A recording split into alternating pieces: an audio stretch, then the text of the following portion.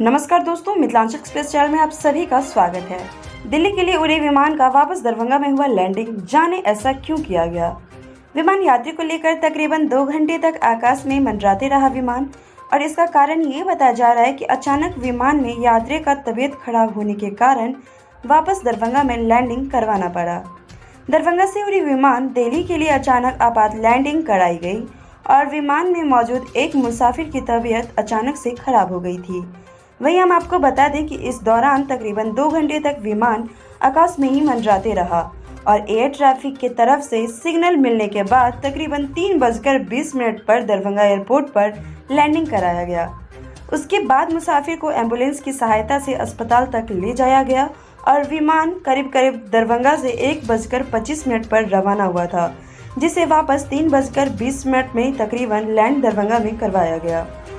तो दोस्तों, ये बड़ी अपडेट आप देख रहे थे हमारे मिथिलांचल एक्सप्रेस चैनल पर, और इसी तरह हमारे वीडियोस को लाइक से सब्सक्राइब करना बिल्कुल भी ना भूलें। और इस बारे में आपकी क्या राय रहती है, अपना कमेंट ज़रूर करके हमें राय बताएं। और इसी के साथ आप अगर नए हैं हमारे चैनल पे तो हमारे चैनल को सब्सक्राइब कर लें और इसी तरह हमारे चैनल के साथ प्यार बांटते रहें। शुक्रिया।